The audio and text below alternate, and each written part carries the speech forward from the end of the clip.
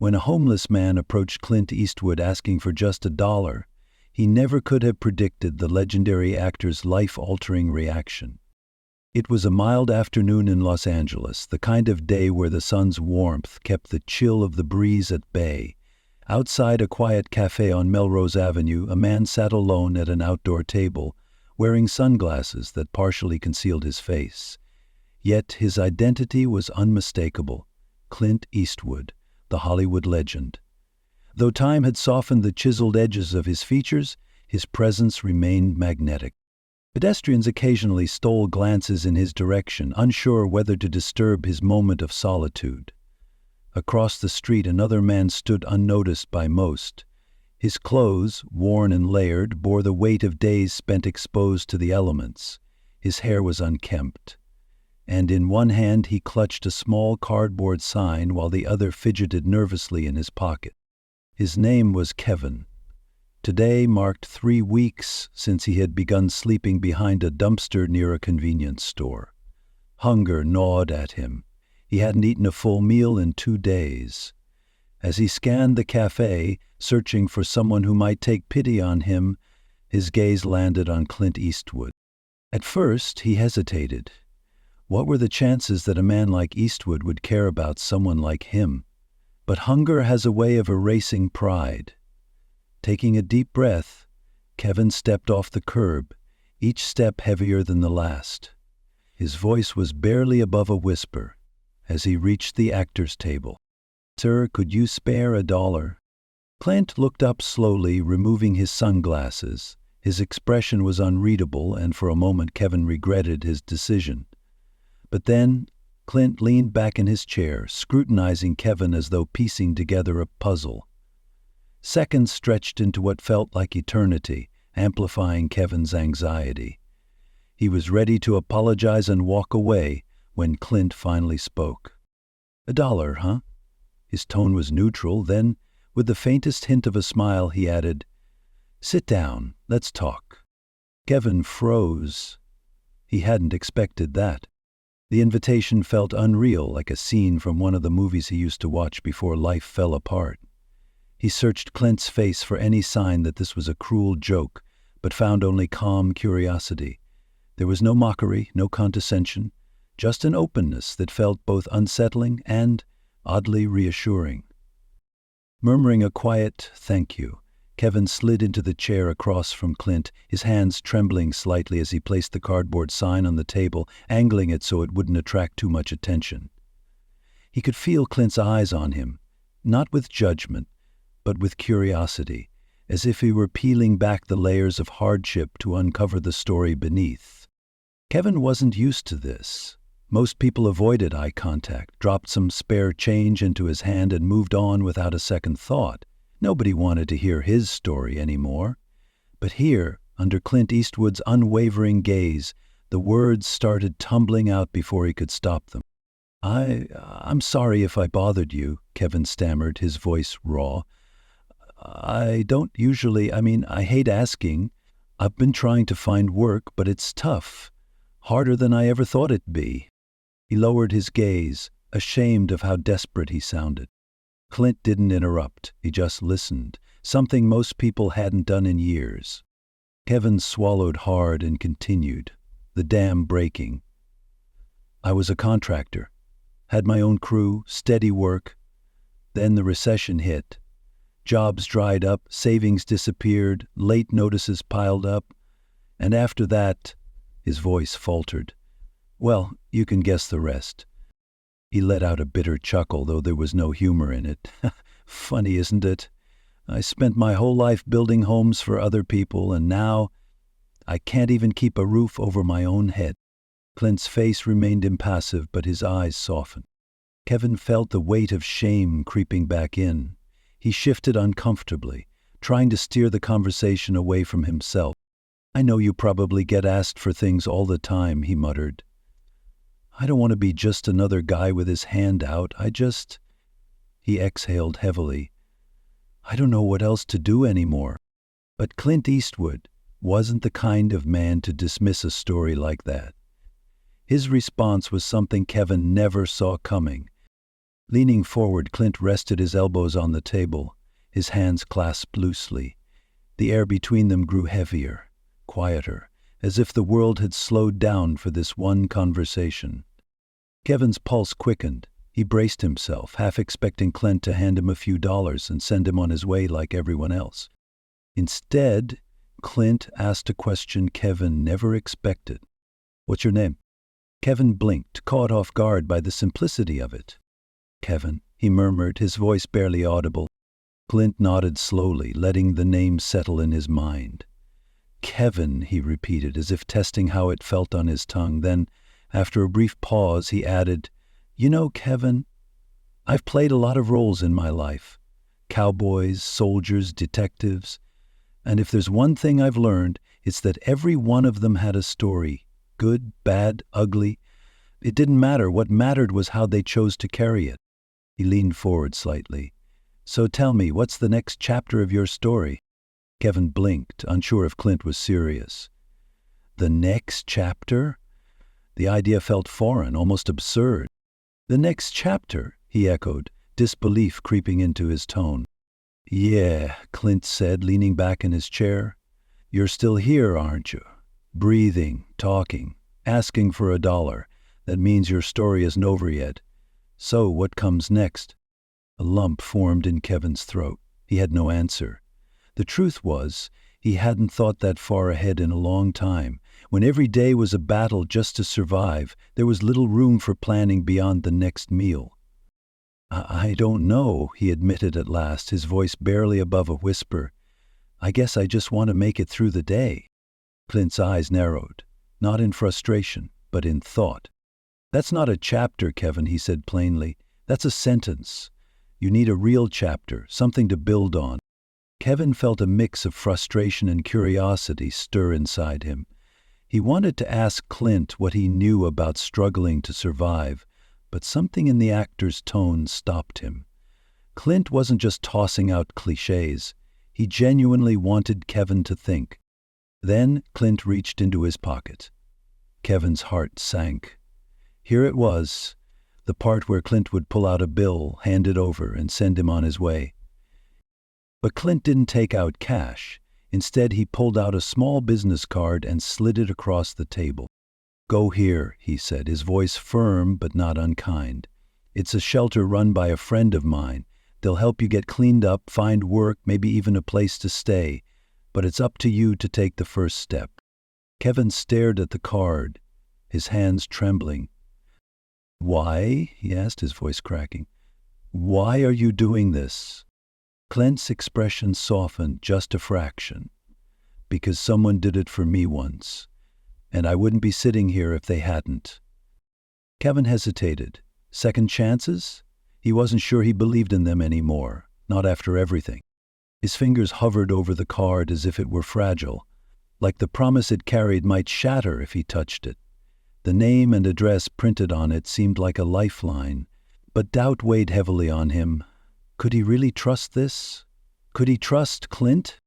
"I don't know, man," Kevin muttered after a long silence, shaking his head. "I've tried places like that before. They don't really help people like me." Clint's gaze didn't waver. "People like you?" he asked. "What does that even mean?" Kevin swallowed hard, avoiding eye contact. "You wouldn't get it. Guys like me, we're just forgotten." Clint leaned forward, his voice quieter but firm. "You think I've never been down? You think I don't know what it's like to feel like you're carrying the weight of the world and no one's there to help you lift it?" Kevin looked up, startled. Clint's face, though calm, carried the weight of his words. "I grew up dirt poor during the Great Depression," Clint continued. "I know what it's like to go to bed hungry, wondering if tomorrow will be any better. And let me tell you something, Kevin. It's not about how hard you fall. It's about whether you're willing to get back up, even when everything seems stacked against you." The words hit Kevin harder than he expected. He wanted to argue, to push back, but nothing came out. Clint leaned back, his tone softening. "Look, I'm not going to sit here and pretend I have all the answers. But here's what I do know. Life isn't fair. It never will be. The only thing you can do is decide whether you're going to let that break you or build you. Kevin felt his eyes sting, but he quickly blinked the feeling away. It's not that simple, he whispered, his voice unsteady. No, it's not, Clint agreed. But simple doesn't mean easy. It's hard as hell, but if you don't try, you'll never know what could have been. Kevin looked down at the card again, his mind racing. He thought about the cold nights, sleeping on concrete, the scavenged meals, the countless faces that passed him by without a second glance. And now here was this man, this stranger, this legend, telling him he was worth more than all of that. For the first time in years, Kevin felt something stir inside him. Hope, maybe, or maybe just the realization that he had nothing left to lose. I'll think about it, he said finally, his voice barely above a whisper. Clint nodded as if that was enough. Good. That's all I'm asking. But Kevin wasn't the only one changed by this conversation. Clint had his own reasons for stepping in, reasons that would soon come to light. Kevin held the business card tightly as he stood up, unsure of what to say or how to process everything that had just happened. Clint's words lingered in his mind, stirring up memories he had long buried, memories of better times, of dreams that once felt within reach. As he took a few hesitant steps away, he turned back briefly. Thanks for listening, he said, his voice barely rising above the steady hum of the city. Clint gave a small nod, his expression unreadable. Take care of yourself, Kevin, he said simply, before slipping his sunglasses back on and returning to his coffee. What Kevin didn't see, however, was the slight hesitation in Clint's hand as he reached for his cup, the way his jaw clenched momentarily, as if fighting back a flood of emotions. Now alone again, Clint let out a slow breath, his gaze falling on the empty chair Kevin had just occupied. It wasn't the first time he had been reminded of his past, but for some reason this moment struck deeper than most. He had been even younger than Kevin when he first learned how quickly life could knock you down. Growing up during the Great Depression, he had watched his parents struggle to put food on the table. There were nights when dinner was nothing more than a single can of beans shared between them. But there had also been strangers, neighbors, church members, sometimes even complete strangers, who had stepped in with small gestures of kindness that made all the difference.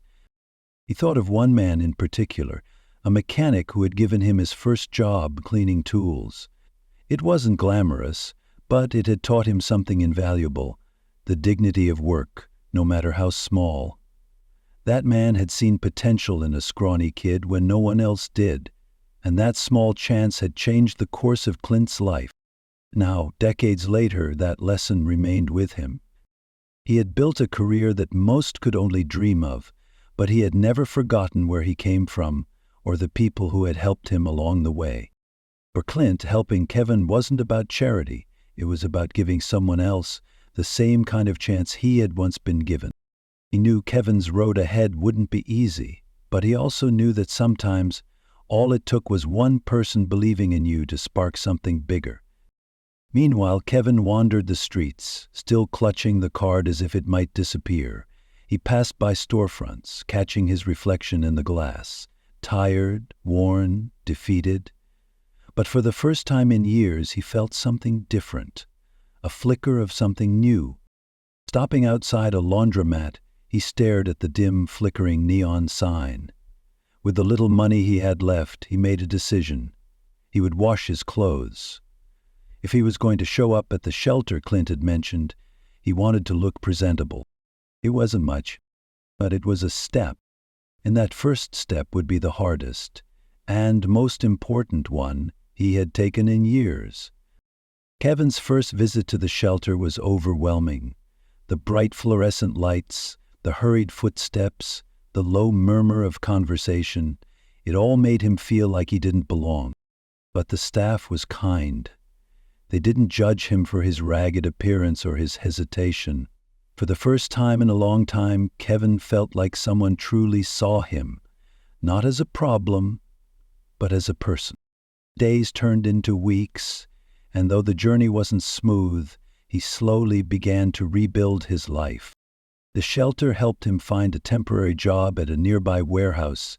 He worked hard, proving himself reliable, and soon the job became more stable. With his earnings, he was able to move into a small shared apartment. It wasn't much, but it was a roof over his head, a step towards something more permanent. Through it all, he often thought about Clint Eastwood. He had kept the business card, now creased and worn, as a reminder of the day that had changed everything. One night, after an exhausting shift, Kevin sat down and wrote Clint a letter. He thanked him for his kindness that day at the café and told him about the progress he had made. Kevin didn't expect a response, but writing the letter felt like a way to close a chapter, a way to acknowledge the man who had given him a second chance. Months later, Clint received the letter. Sitting in his quiet office, he read it slowly, a faint smile forming at the corners of his mouth. He folded the letter carefully and placed it in a drawer with other mementos, small reminders of the moments that had shaped his life. For Clint, it was never about recognition or gratitude. It was about paying forward the compassion that had once been shown to him. But Kevin's story didn't end there. Inspired by his own journey, he began volunteering at the same shelter that had helped him. He spoke to others who were struggling, sharing his story, offering them encouragement, the same kind that Clint had given him. Slowly but surely, he became a symbol of resilience, a quiet source of hope in his community. The café on Melrose Avenue remained a backdrop to countless lives passing by, unaware of the life-changing conversation that had taken place there. But for Kevin and Clint, it would always be more than just a meeting. It was proof of the power of human connection, a simple gesture that rippled outward in ways neither of them could have foreseen. And for those who hear their story, it serves as a reminder, sometimes the smallest acts of kindness can lead to the greatest transformation. If this story moved you, don't forget to like, share, and subscribe to our channel. Together we can keep spreading stories that remind us of the power of compassion and second chances.